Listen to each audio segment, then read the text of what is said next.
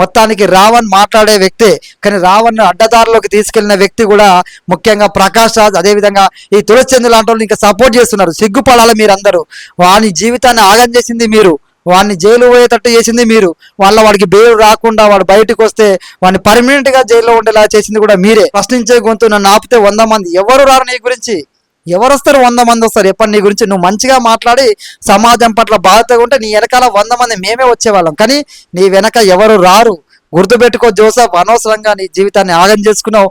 ప్రశ్న రావణ్, ఇక నుంచి ఖేల్ ఖతం దుకాణం బంద్. ఈ మాట ఎందుకంటున్నా అంటే రావణ్ పైన ఉపా చట్టాన్ని అయితే పెట్టడం జరిగింది పోలీసులు. ఈ ఉపా చట్టం ఏంది, అసలు దీనివల్ల ఎన్ని సంవత్సరాలు జైలు శిక్ష పడుతుంది అనేది కూడా మాట్లాడుకుందాం. అదేవిధంగా మనందరూ తెలుసు, నిన్నటికి నిన్న ప్రశ్న రావణ్కు సంబంధించి రాసలీలలు అనే ఒక వీడియో కూడా బయటికి రావడం అయితే జరిగింది. అది మన అందరికీ తెలిసిందే, మీరు కూడా సోషల్ మీడియా చూసే ఉంటారు. అయితే ప్రశ్న రావణ్ అసలు పేరు వచ్చి జోసఫ్ బచ్చలకూర, కానీ ఆ జోసఫ్ బచ్చలకూర అనే పేరు చెప్పుకోవడానికి కూడా మనోడు నామోష్గా ఫీల్ అయ్యి రావణ్ అని చెప్పేసి మార్చుకున్నాడు. అదే విధంగా ఈ రావణ్ అంటోడు చదువుకున్నది 10వ తరగతి. ఏ విధమైన అలజడి సృష్టించాలని చూసినా మీ అందరికి ఎరకనే. ప్రకాష్ రాజ్ లాంటి వాళ్ళు, తులసిచంద్ లాంటి తెగ ఫీల్ అయిపోయారు. ఏంది రావణ్ని అరెస్ట్ చేస్తారు, బెయిల్ ఇస్తారు, అరెస్ట్ చేస్తారు, బెయిల్ ఇస్తారు అని చెప్పి చాలా ఫీల్ అయినట్టున్నారు. 4 సార్లు అరెస్ట్ చేసిర్రు, 5 సార్లు అరెస్ట్ చేసిర్రు, బెయిల్ ఇచ్చిర్రు అని చెప్పేసి తెగ ఫీల్ అయినట్టున్నారు. మొత్తానికి వాళ్ళు ఏదైతే కోరుకున్నట్టుగా ఇక నుంచి రావణ్ అంటోడు బయటికి రాకుండా పోలీసులు అయితే ఉపా చట్టాన్ని పెట్టిర్రు. ఇప్పుడు ప్రకాష్ రాజుకి అదే విధంగా తులసిచంద్కి చాలా హ్యాపీ అనుకుంటా. పాపం బచ్చలకూర జోసఫ్ ని పర్మనెంట్ గా జైల్లో పెట్టడానికి చాలా ప్రయత్నం చేశారు. మొత్తానికి అయితే ఈ యొక్క తులసిచంద్ కానీ ప్రకాష్ రాజ్ కానీ సక్సెస్ అయ్యారని చెప్పొచ్చు ఈ విషయంలో. ఎందుకంటే బెయిల్ వస్తుంది, జైలు పోతుండు, బెయిల్ వస్తుంది, మళ్ళీ అరెస్ట్ చేస్తాడని ఫీల్ అయ్యారు. చివరికి పర్మనెంట్ గా మనోని జైల్లోనే కూర్చోబెట్టిర్రు ఈ ప్రకాష్ రాజు, అదే విధంగా తులసిచంద్ లాంటి వాళ్ళు. నిజంగా జోసఫ్ కూడా ఇప్పుడు సినిమా అర్థమై ఉంటది. ఈ ప్రకాష్ రాజు, ఈ తులసిచంద్ మాటల వల్ల పర్మనెంట్ గా నేను జైల్లోకి పోవాల్సి వచ్చింది, చెప్పకూడదు తినే స్థితికి వచ్చిన. అసలు ఈ ఉపా చట్టం ఏంది, ఈ కథ అంతా ఏంది, ఏం జరుగుతుంది? నిన్ననేమో నేను అన్నం తినను, బెయిల్ రాగానే మళ్ళీ అరెస్ట్ అనగానే చిన్నపిల్లల్లాగా నేను ఇక అన్నం తినను, నేను చచ్చిపోతాను, నాకేమన్నా అయితే పవన్ కళ్యాణ్ గారు మీ వలనే నేను చావడానికైనా సిద్ధం, నా గొంతు నాపితే ఇంకో 100 గొంతులు లేస్తే పెద్ద పెద్ద డైలాగులు చెప్పిండు. కానీ మనోడు చేసిన అన్ని నేరాల కింద చట్టం తన పని తను చేసుకోబోతుంది. పోలీసులు కూడా తగిన విధంగా మనోడి మీద కేసు పెట్టిర్రు. ఆ కేసులో మనోడిని ఏ విధంగా లోపలేస్తారు అనేది కూడా మనం మాట్లాడుకుందాం. ఫస్ట్ మనం ఉపా చట్టం అంటే ఏంది, ఈ ఉపా చట్టం కింద రావణ్ అంటోని ఎన్ని సంవత్సరాలు జైలు వేస్తారు, అసలు బయటకు వచ్చే అవకాశం ఉందా, అసలు ఏందనేది తెలుసుకుందాము, క్లియర్ కట్ గా మాట్లాడుకుందాము. సో టాపిక్ లోకి వెళ్ళబోయే ముందు దయచేసి ఒక లైక్ అయితే ఇవ్వడం మర్చిపోకండి. దయచేసి మీ విలువైన కామెంట్ కూడా తెలియజేయండి వీడియో అయిపోయిన తర్వాత. చలో టాపిక్ లోకి వెళ్దాం. ఆయనపై గన్నవరం పోలీస్ స్టేషన్ లో ఉపా చట్టం కింద కేసు అయితే నమోదైంది. అయితే అఫీషియల్ అరెస్ట్ నోటీస్ ప్రకారం ఈ ఉపా చట్టంలోని సెక్షన్ 13, అదే విధంగా సెక్షన్ 39 ప్రకారం ఉగ్రవాద సంస్థలకు మద్దతు ఇచ్చిన కారణంగా అదే విధంగా అత్యంత కఠినమైన దేశద్రోహ ముద్ర కలిగిన సెక్షన్లు చేర్చారు. వీటితో పాటు భారతీయ న్యాయ సంహితలోని పలు తీవ్రమైన సెక్షన్ల కింద నక్కపల్లి టోల్ ప్లాజా వద్ద పోలీసులు ఈ అధికారిక అరెస్ట్ని అయితే రావణ్ని చేయడం జరిగింది.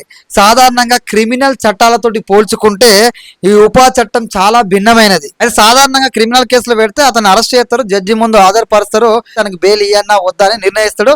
నిన్న మొన్న దాకా అదే జరిగింది కాబట్టి మనకి బెయిల్ వచ్చింది. కానీ ఈ ఉపా చట్టం కింద అట్లా కాదంట, చాలా మినహాయింపులు ఉన్నాయంట. ఉపా చట్టం ఏదైతే పెట్టిరో, ఈ సెక్షన్ల కింద ఏదైతే సెక్షన్లు పెట్టిరో ఆ సెక్షన్ల కింద నిందితుడిని కోర్టు అనుమతితో గరిష్టంగా 30 రోజుల వరకు పోలీస్ స్టేషన్లో కస్టడీ తీసుకుంటాడు. అంటే 30 రోజుల వరకు అతని విచారణ నిమిత్తము ఆయన కస్టడీ తీసుకుంటారు. వెంటనే ఆయనకు బెయిల్ అయితే ఖచ్చితంగా రాదు. ఏదైతే రావణ్ తరపున లాయర్లు ఎవరైతే వాదిస్తున్నారో వాళ్ళకి జడస్ రావణ్ లాంటి వాళ్ళు ఇంకెవరెవరో వాదిస్తారు కదా, ఖచ్చితంగా వాళ్ళకి చాలా ఇబ్బంది అయితే అంత ఈజీగా ఉపా చట్టం కింద కేసు పెట్టారు. కాబట్టి ఇంకా బచ్చలకూర రావణ్ జోసఫ్ ఏదైతే ఉన్నాడో ఈ జోసఫ్ అకౌంట్లకి డబ్బులు కూడా వచ్చినాయట. మరి ఎవరు పంపించరు, ఎంత పంపించరు, ఎందుకు పంపించరు, ఏం మాట్లాడమని పంపించరు, దేశాన్ని వ్యతిరేకంగా ఇంకేమన్నా కుట్రలు చేసిండా, దేశాన్ని వ్యతిరేకంగా మాట్లాడుతూ ఇంకెవరెవరితో చేతులు కలిపి ఈ విధమైన వీడియోలు వేస్తాడు. ఒక ధర్మాన్ని టార్గెట్ చేస్తూ దేశ భద్రతను కూడా ముప్పులో పెట్టే విధంగా రావణ్ వీడియోలు ఉన్నట్టుగా రావణ్ ఇన్ని రోజుల వీడియోలు వేసిండే ఏది పడితే అది మాట్లాడు కదా. ఆ వీడియోలో కొన్ని వీడియోలను అయితే పోలీసులు స్వాధీనం చేసుకున్నారట. దేశ భద్రత సంబంధించినటువంటి అంశాలను కూడా పరిగణలో తీసుకున్నారట. అదే విధంగా ఈ ధర్మం మీద చేసిన వ్యాఖ్యలు, పవన్ కళ్యాణ్ గారి మీద చేసిన వ్యాఖ్యలు, పవన్ కళ్యాణ్ గారి మీద చేసిన వ్యాఖ్యల కంటే ప్రతి ఒక్కరు గుర్తుంచుకోవాలి ధర్మం మీద, దేశ భద్రత సంబంధించి. ఎందుకంటే మనోడు ఏదైతే పహల్గామ్ లో ఉగ్రదాడి జరిగితే ఆ ఉగ్రవాదులకు మద్దతుగా కూడా మాట్లాడినట్టు కొన్ని వీడియోలు పోలీసుల దగ్గర అయితే ఉన్నాయంట. సో ఇవన్నీ ఆలోచించండి. భారతీయునిగా పుట్టి ఒక భారతదేశంలో పుట్టినటువంటి భారతీయుడు ఉగ్రవాదకు సపోర్ట్గా ఎవడైనా మాట్లాడండి ఇప్పటిదాకా ఆ ఉగ్రవాదుల మీద ఫైట్ చేసిరు మనోళ్ళందరూ, మన ఆర్మీ జవాన్లు. అదేవిధంగా దేశవ్యాప్తంగా నిరసన తెలియచేసిన మన అమాయక ప్రజలు చచ్చిపోతే. కానీ రావణ్ అంటోడు వాళ్ళకు కూడా మద్దతుగా వీడియోలు వేసినంటే దీని వెనకాల ఏముంది అని చెప్పి కూపి అంతా లాగే ప్రయత్నంలో పోలీసులు ఉన్నారు. నిజంగా చెప్పాలంటే రావణ్ అనేటోడు ఎన్ని విధాలుగా వాడు మాట్లాడే మాటలు మీరు పట్టించుకోవద్దు. వాడు చేసే సెంటిమెంట్ డ్రామాలు అసలే పట్టించుకోవద్దు. ఎందుకంటే వాడు మాట్లాడే ముందు వాడు తెలియదా వాడి వెనకాల డబ్బులు ఉన్నాయి. ఆ డబ్బులు ఎవరు పంపించారు, ఎన్ని లక్షలు పంపించారు, ఏం మాట్లాడమని పంపించారు, ఇవన్నీ పోలీసులు బయట తీస్తారు. ఒక్కటే గుర్తుపెట్టుకోవాలి, ప్రతి హిందూ, మీరు ఏ పార్టీలో ఉన్న హిందువులైనా ఆలోచించండి.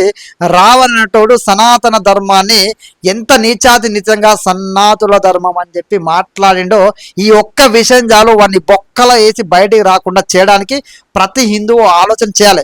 ఉపా చట్టం అని పెట్టారు. ఇక ఎవరైతే ప్రకాష్ రాజు, ఎవరైతే తులసి చంద్ ఉన్నదో, ఇక రావణ్ బయటకు వస్తాడు, లోపలికి పోతాడు, ఈ బెయిల్ వస్తుంది, మళ్ళా కేసులు పెడతారు అని చెప్పి తెగ హైరాణ పడ్డారు.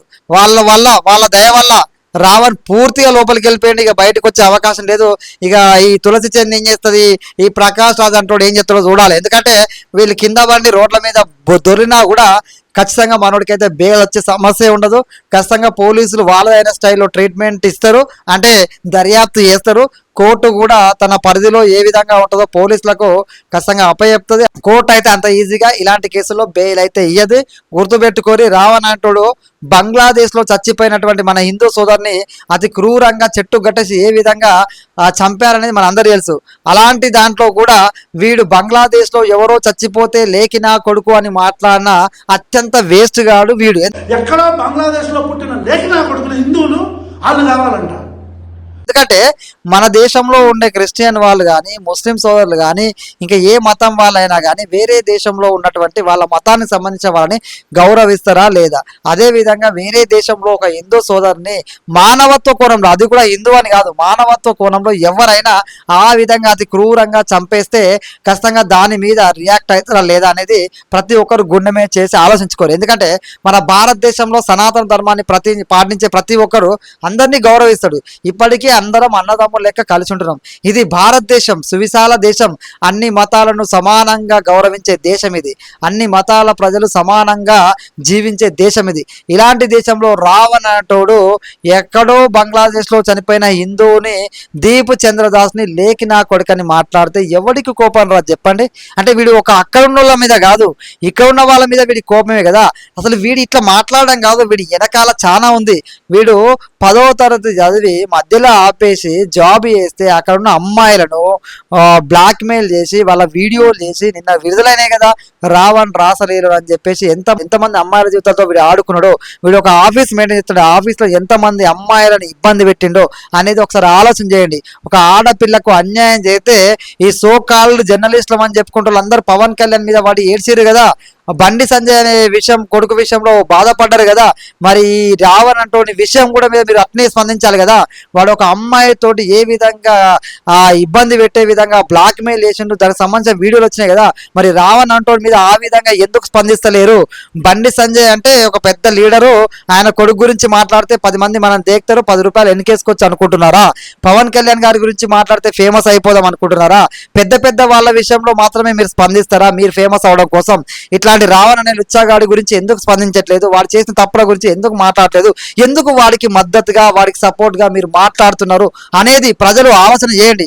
మొన్న ఖమ్మంలో ఒక చిన్న పాపం మీద ఏ విధమైన అఘాయిత్యం జరిగింది, రాష్ట్రం అంతా ఏ విధంగా 2 రాష్ట్రాలు ఏ విధంగా అట్టుడికిపోయినాయి. ఆ పాపకు న్యాయం చేయాలని 2 రాష్ట్రాల తెలుగు ప్రజలు ఏ విధంగా ముందుకొచ్చి క్వశ్చన్ చేసిర్రు, శిక్ష పడే విధంగా ఏ విధంగా ముందుకొచ్చి కొట్లాడారో మనం చూసినాం. మరి ఈ రావణ్ సంబంధించిన వ్యక్తులు ఎవరైతే రావణ్ సపోర్ట్ చేసే సో కాల్డ్ జర్నలిస్టులు అని చెప్పుకునేటోళ్ళందరూ ఎక్కడ వేరు? సో కాల్డ్ సూడో సెక్యులరిజం అని మాట్లాడతారు కదా, సెక్యులరిజం అనేది ఇప్పుడు కనబడతలేదా? అదేవిధంగా అమ్మాయిలను అఘాయిత్యం చేసి అమ్మాయిలను బ్లాక్మెయిల్ చేస్తే మీ అందరికీ ఎందుకు కళ్ళు కనబడతలేవా? నోరు మూగబోయిందా?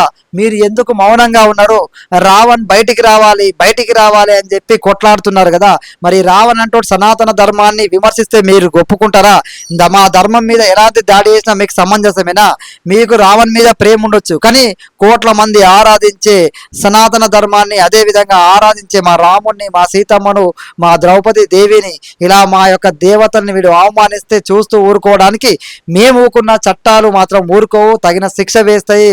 ఆ చట్టానికి మేము చాలా గౌరవిస్తున్నాము, సెల్యూట్ చేస్తున్నాము. తప్పు చేసినోడికి ఏదో ఒక రోజు శిక్ష పడాల్సిందే. చట్టం ముందు వాడు ఖచ్చితంగా అందరితో పాటు సమానమే, ఆ చట్టమే వాళ్ళని శిక్షిస్తుంది. మేము ఊరుకున్నా కూడా అదే ఇప్పుడు జరుగుతుంది. కానీ ఈ సోకాల్ జర్నలిస్టుల గురించి ప్రతి ఒక్క భారతీయుడు ఆలోచన చేయరు. వీళ్ళు ఏ విధమైన ధోరణి కలిగి ఉన్నారు, ఏ విధంగా రావణ్కి సపోర్ట్ చేస్తున్నారు, ఎవడెవడు రావణ్కి సపోర్ట్ చేస్తున్నారు? రావణ్కి సపోర్ట్ చేయండి, తప్పులేదు. ఏ విధంగా వాడు మంచిగా మాట్లాడి ఉంటే, మంచి విధానంలో వెళ్ళుంటే, కానీ వాడు వెళ్ళిన దారి తప్పు, వాడు చేసిన పనులు తప్పు, వాని వెనకాల ఉన్నదంతా బయట తీసుకొస్తారు. ఉపా చట్టం పెట్టిరంటే వాడు ఎంత దేశ భద్రతకి, దేశ సమగ్రతకి ఏ విధంగా హాని కలిగించే విధంగా వెనకాల ప్రయత్నం చేసిండు, అవన్నీ పోలీసులు లాగుతున్నారు. ఖచ్చితంగా ఇలాంటోడికి ఎన్ని సెక్షన్ల కింద కేసు పెట్టినా, ఎన్ని జైలు తిప్పినా, ఎన్నిసార్లు బెయిల్ వచ్చినా చివరికి వాడు జైల్లోనే ఉండాలి, ఊసులు లెక్క పెట్టాలి. ఇట్లా ఇంకొకటి చేయడానికి భయపడాలి. ఇంకొక ధర్మాన్ని ప్రతి ఒక్కరు గౌరవించాలి. సనాతన ధర్మాన్ని ప్రేమిస్తాం, పరధర్మాన్ని గౌరవిస్తాం అనే విధంగా ప్రతి ఒక్కరు మన ధర్మాన్ని ప్రేమించండి, కానీ పరధర్మాన్ని ప్రతి ఒక్కరు గౌరవించాలి. ఇలా వీడికి సపోర్ట్ చేస్తున్న వాళ్ళు గుర్తుంచుకోండి. ఇలా సపోర్ట్ చేసే వాళ్ళని ప్రజలు ఆలోచన చేయండి. ఇలాంటి వాడికి సపోర్ట్ చేసే వాళ్ళు ఖచ్చితంగా ప్రజలుగా మన అందరం బుద్ధి చెప్పాలి. అదేవిధంగా ఆడపిల్లల పట్ల వీని ప్రవర్తన ఏందో కూడా బయటకు వచ్చింది. అన్ని రకాలుగా వీడు ఏ ఒక్క కోణంలో కూడా మంచితనంతో లేడు, ఏ ఒక్క కోణంలో కూడా సమాజం పట్ల వీనికి బాధ్యత లేదు. సమాజాన్ని ఏ విధంగా భ్రష్టు పట్టించాలని ప్రకాష్ రాజు తోటి చేయిలు గడిపిండు. ప్రకాష్ రాజు వీడు మాట్లాడుకున్న ఆడియో కాల్ మీరు వినే ఉంటారు. ఏ విధంగా బయటకు వచ్చింది, సమాజం పట్ల ప్రకాష్ రాజు ఏ విధమైన దూరంతో ఉన్నాడు, ప్రకాష్ రాజు రావణ్ని ఎన్ని డబ్బులు ఇచ్చి, లేదంటే ఏ విధంగా ప్రకాష్ రాజు రావణ్ని ఇన్ఫ్లుయెన్స్ చేసిండు. ఆ రావణ్ జైలుకి వెళ్ళడానికి ప్రధాన కారకుడు కూడా డబ్బులు ఎరగా చూప్ప, లేకపోతే ఇంకోటి ఎరగా చూప్ప, మొత్తానికి రావణ్ మాట్లాడే వ్యక్తే, కానీ రావణ్ అడ్డదారిలోకి తీసుకెళ్లిన వ్యక్తి కూడా ముఖ్యంగా ప్రకాష్ రాజ్. అదేవిధంగా ఈ తులసిచంద్ లాంటి వాళ్ళు ఇంకా సపోర్ట్ చేస్తున్నారు. సిగ్గుపడాలి మీరందరూ. వాని జీవితాన్ని ఆగం చేసింది మీరు, వాడిని జైలు పోయేటట్టు చేసింది మీరు, వాడికి బెయిల్ రాకుండా వాడు బయటకు వస్తే వాడిని పర్మనెంట్గా జైల్లో ఉండేలా చేసింది కూడా మీరే. కాబట్టి రావణ్, నువ్వు జైల్లో ఉన్నా ఎక్కడున్నా నువ్వు ఇప్పటికైనా మారు. నువ్వు జైలుకు వెళ్ళడానికి కారకులు ఎవరో చూడు. నిన్ను ఏ విధంగా, ఏ ట్రాక్లో ఉండే నిన్ను ఏ ట్రాక్ తీసుకెళ్ళిరు, ఏ విధంగా నిన్ను ఇప్పుడు ఊసులు లెక్క పెట్టే విధంగా చేసిర్రు. నువ్వు ఏదో నేను ప్రశ్నించే గొంతు నన్ను ఆపితే 100 మంది ఎవరు రారు నీ గురించి. ఎవరు వస్తారు? 100 మంది వస్తారు. ఎప్పటి నీ గురించి నువ్వు మంచిగా మాట్లాడి సమాజం పట్ల బాధ్యతగా ఉంటే నీ వెనకాల 100 మంది మేమే వచ్చేవాళ్ళం, కానీ నీ వెనక ఎవరు రారు. గుర్తుపెట్టుకో జోసఫ్, అనవసరంగా నీ జీవితాన్ని ఆగం చేసుకున్నావు. నీ జీవితం ఆగం కావడానికి కారణం కూడా ఈ ప్రకాష్ రాజ్, తులసిచంద్, ఈ సోకాల్డ్ జర్నలిస్టులు, ఈ సోకాల్డ్ సూడో మేధావులు, ఈ సూడో సెక్యులర్ గాలు, వీళ్ళ వల్ల నీ జీవితాన్ని ఆగం చేసుకున్నావు. నువ్వు జైల్లోకి వెళ్ళినావు. ఆ జైల్లో ఆ శిక్ష అనుభవిస్తూనే నీలో నీకు పశ్చాత్తాపం కలగాలి. నువ్వు ఏం తప్పు చేసినావని నువ్వు తెలుసుకోవాలి, రియలైజేషన్ కావాలి. ఖచ్చితంగా నువ్వు బయటకు వచ్చిన తర్వాత అయినా బుద్ధిగా ఉండాలని. నీ మీద ఇన్ని కేసులు పడ్డా నీకు సపోర్ట్ ఎందుకు వస్తలేదంటే నువ్వు సమాజాన్ని భ్రష్టు పట్టించే ప్రయత్నం చేసినావు, సమాజాన్ని భ్రష్టు పట్టించే వాళ్ళతో చేతులు కలిపినావు, నీ జీవితాన్ని యాగం చేసుకున్నావు.